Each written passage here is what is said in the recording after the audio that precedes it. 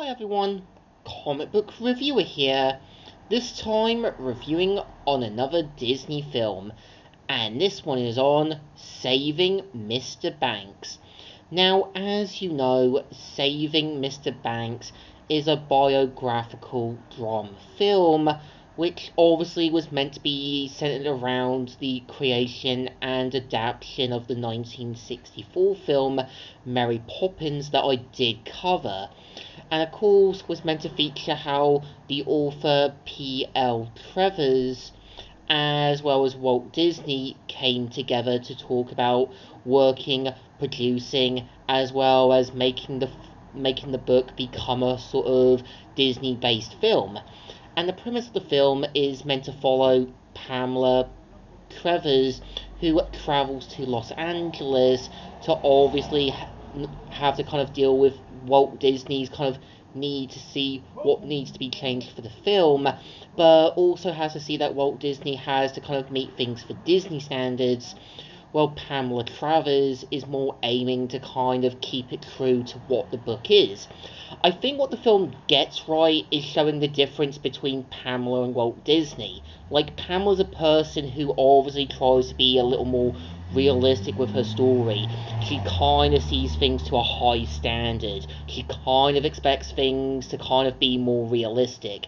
While Walt Disney wants to kind of give kids something to enjoy, he does have to go hard truths at times with his films.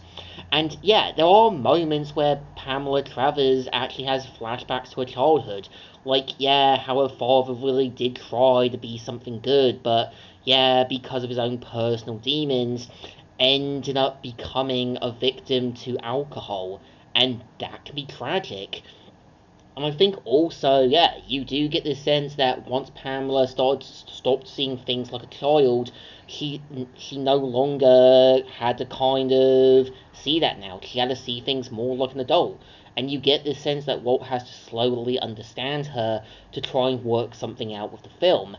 And I think it does a good job of showing how a lot of time people want to stay with things that are true and close to what was originally intended, as this does remind me as well, looking at Emmett Bar Hummick, who also had the original plans for Ninja Storm, known as Hexagon, but of course Disney didn't really want to do the whole Hexagon series and went with Ninja Storm, much to his dismay. And it does remind me a bit of Dana Terrence when she did work on the Owl House. There was so many demands, changes, as well as things getting screwed over, and you could really get a sense that she was kind of getting frustrated with how Disney were making things impossible for her to work with.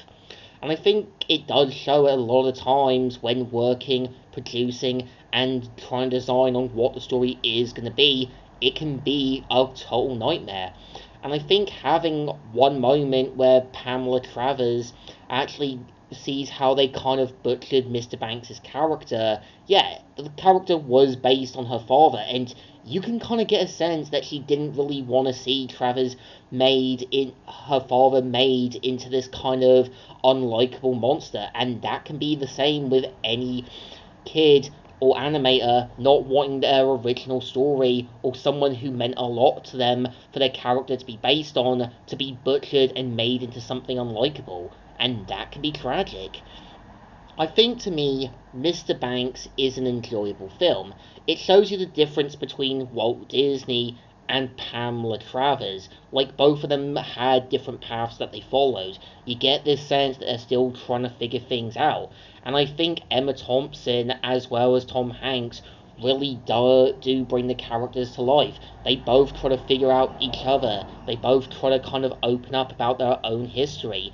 And yeah, they actually show you how Walt has to slowly understand her a bit more. And you do see Pamela Travers slowly having to understand Walt Disney a bit more about his world, his ideas, and so forth. So I think the film definitely deserves a thumbs up.